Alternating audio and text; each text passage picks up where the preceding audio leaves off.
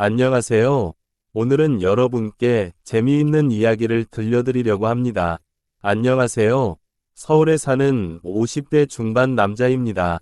제 나이 32살 때 사촌 동생의 소개로 아내를 만났습니다. 저보다 9살이나 어린 어여쁜 아내였습니다. 연애하던 시절 누구보다 서울 생활을 동경하던 아내를 위해 제가 책임질 테니 결혼해달라고 부탁하며 무작정 서울로 상경했습니다. 돈이 되는 일이라면 무엇이든 했습니다. 서울 변두리이긴 하지만 제 이름으로 된 아파트 하나도 있고 나름 가장으로서 남부끄럽지 않게 노력했다고 자부할 수 있습니다. 물론 아내도 가만히 놀고만 있지는 않았습니다. 자식 뒷바라지를 하면서도 어느 순간부터 일을 해왔고 그렇기 때문에 함께 일궈낸 성공이라 생각되기에 더욱 기쁩니다. 이제 둘째도 대학에 들어갔고 그간 착실히 모아둔 저축이 있으니 학비 걱정도 없습니다. 저도 해야 할 일은 다 끝낸 것 같고 이제는 삶을 즐기면서 살고 싶었는데 아내는 저와는 생각이 다른 것 같습니다. 제가 즐기고 싶은 삶은 같이 즐기는 삶이었는데 아내는 아직도 친구들과 노는 게 재미있나 봅니다. 많은 걸 바라는 것도 아니고 주말에 공기 좋은 산에 올라가서 바람도 쐬고 내려오는 길에 맛있는 것도 먹으면서 돌아다니고 싶은데 아내는 어디서 헛바람이 들어서 무슨 모임이니 평생 해보지도 않은 운동 같은 걸 즐기면서 밖으로만 나돕니다. 둘째가 대학 때문에 집을 떠나 살게 되니 둘째가 지내던 방이 빈다고 하면서 잠도 따로 자자고 하더군요. 몸이 달아올라 야밤에 아내 옆으로 가서 자려고 하면 제 몸에 열이 많아서 싫다고 내쫓기 일쑤였습니다. 바닥에서 잘 테니 한 방에서 자자고 빌듯이 부탁해도 제가 코를 심하게 곤다면 거절하기 일쑤였습니다. 저도 저지만 아내야말로 이제 한참 때라는 생각이 드는데 저를 그저 같이 사는 아저씨 정도로 생각하는 건가 싶어서 우울하기까지 합니다. 아내가 틈만 나면 누구 언니를 만나러 간다, 누구를 만나러 간다 하며 밖으로 나더니 처음에는 이 여편네가 다른 남자가 생긴 건 아닌가 싶었는데 다행히 그렇지는 않았습니다. 부부생활 약도 구했다가 보약이라고 몰래 먹이고 있는데도 제 생활에는 별다른 변화가 없더라고요. 너무 오래돼서 거미줄 치겠다는 농담을 하며 분위기를 만들어도 등짝만 두드려 맞고 그런 날이 반복되다 보니 이제 저도 아내와 한 침대에서 자는 모습을 상상하면 어색하기 그지없습니다. 자식들도 엄마 편이라고 아빠는 왜 이렇게 엄마를 귀찮게 하냐며 저한테 핀잔만 줍니다. 도대체 나는 뭘 위해 그렇게 노력하며 살아왔나 후회도 되더군요. 아내와의 관계를 개선하기 위해 끊임없이 시도했지만 별다른 진전이 없으니 어느 순간부터 저도 지치기 시작했습니다. 집에서는 푸대접 받기 일쑤에 같이 사는 사람 정도의 취급을 받으니 어느 순간부터 저도 포기하게 되더군요. 그래서 아내처럼 여태 돈 버는 데만 급급해서 못 즐겨본 저의 인생을 살아보자는 마음이 들었습니다. 여태 취미라고 즐기고 있는 건 주말에 가는 등산밖에 없었기 때문에 5시쯤 퇴근하고 적당히 즐길 수 있는 취미를 찾아보기로 했습니다. 어차피 일찍 집에 들어가 봐야 거실에 앉아서 텔레비전 보는 것 말고는 할 수 있는 것도 없는데 그마저도 아내가 보고 싶은 게 있으면 리모컨을 빼앗기는 게 일상이었기 때문입니다. 뭘 하는 게 좋을까 한참 고민을 했는데 제 새로운 취미는 아주 간단하게 발견했습니다. 라디오를 틀고 운전하고 있는데 클래식 기타 연주 음악이 나오더라고요. 기타도 나쁘지 않네 하는 생각을 하며 가고 있는데 회사 근처를 지나가다 기타 연습실 간판이 보이더군요. 그래서 다른 생각도 할 것 없이 차를 돌려 연습실에 들어가 봤습니다. 잔잔히 들리는 기타 소리도 나쁘지 않았고 제 또래의 남자들도 많은 게 세상에 저 혼자 남았구나 생각했는데 동질감을 느끼는 사람들이 생각보다 많았습니다. 당장 연습실 6개월치를 끊고 새 취미 생활을 시작했습니다. 아내에게도 기타를 취미로 배워보고 싶다고 말을 했는데 그러던가 말던가 하는 시큰둥한 대답만 들었습니다.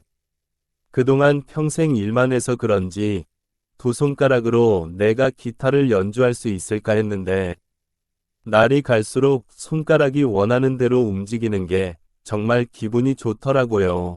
어느 주말이었습니다. 아내가 모임 사람들과 공주에 갔다가 하루 자고 올 계획이니 알아서 밥 챙겨 먹으라고 하고는 새벽부터 나간 날이었습니다.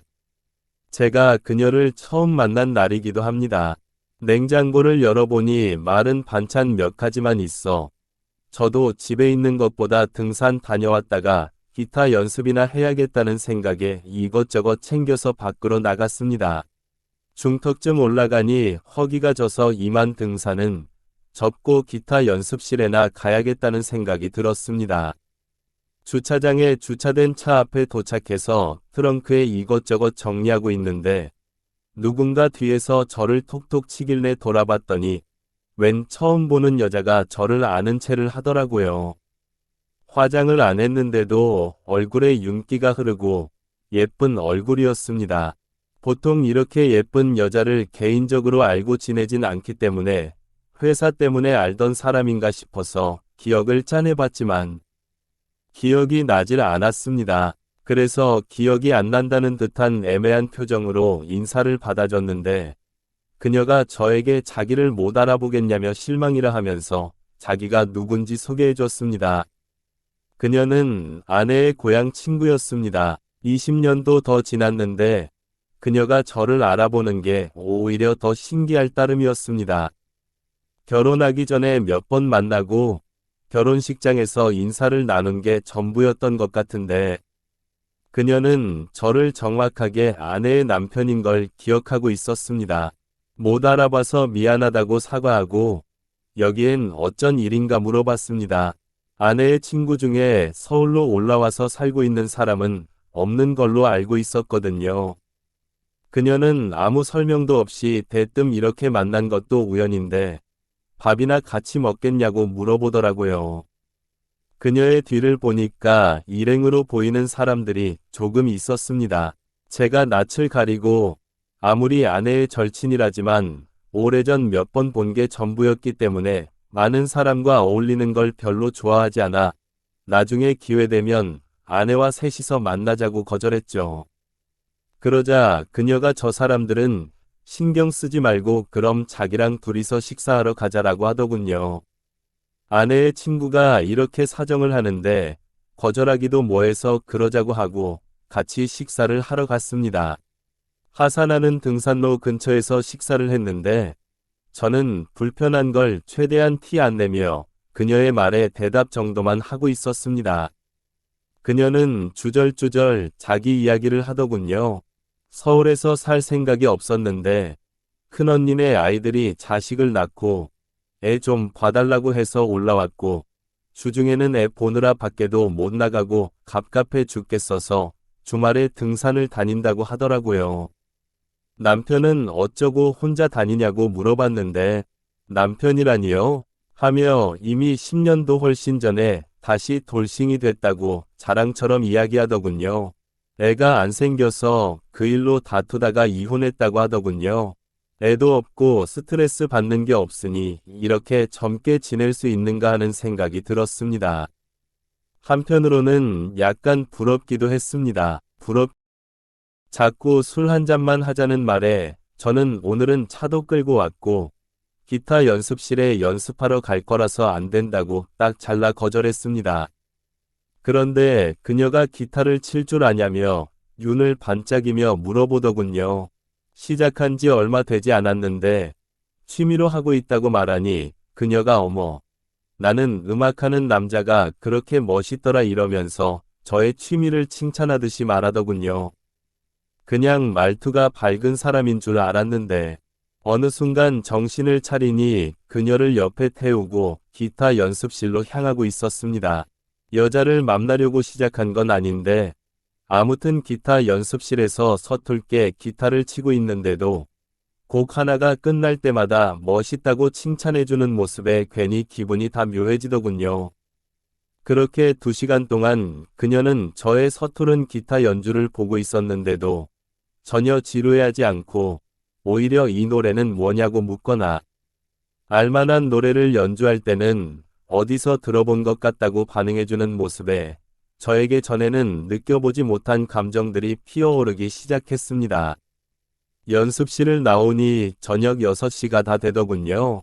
그녀에게 집이 어디냐고 밤이 늦었으니 데려다 주겠다고 했는데 저에게 전혀 다른 제안을 했습니다. 그녀도 주말에는 애를 봐줄 필요가 없으니 혼자고 저도 집에 가봐야 마른 반찬에 식은 밥 정도나 먹겠다는 생각에 그러자고 했죠. 차가 있으면 보통 술은 입에도 안 되는데 그녀가 술 딱 한 잔만 하자고 하는 말에 넘어가 결국 소주 한 병을 시켰습니다. 오랜만에 기분도 좋고 예쁜 여자가 제 말에 반응도 잘해주면서 따라주는 술을 한 잔, 2잔 들이키다 보니 딱 한 잔만 마시기로 했던 게 무색하게 벌써 둘이서 소주 4병을 비운 상태였습니다. 얼큰하게 취해서 나와 택시를 잡아줄 테니 들어가라고 하고 저는 대리기사를 부르려고 했습니다. 그런데 그녀가 대뜸 뭐하러 돈을 2번 쓰냐? 면서 저쪽에서 잠깐 쉬었다 가자고 하는 게 아니겠어요?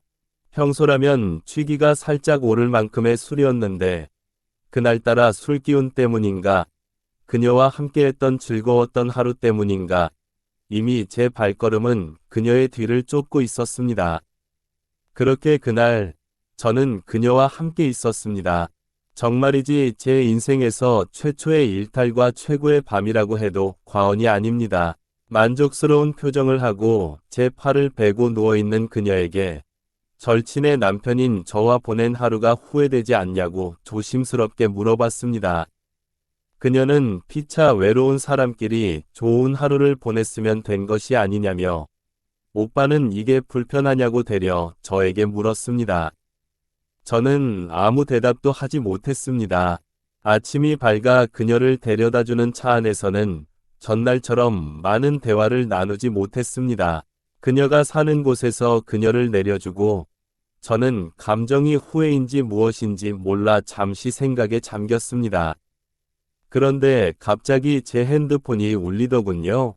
언제 제 핸드폰에 자기 번호를 저장해놨는지 그녀에게서 전화가 걸려왔습니다. 그녀는 이게 제 번호니까 마음이 정리가 되면 다시 연락 달라. 자신의 주말은 오빠를 위해 항상 비워두겠다라고 말했습니다.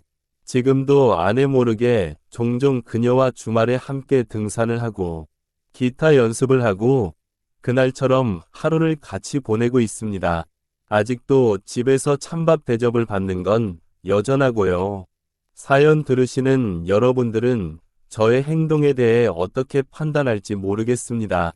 하지만 저는 새롭게 시작한 저의 인생 이 막을 힘닿는 데까지 즐겨볼 계획입니다.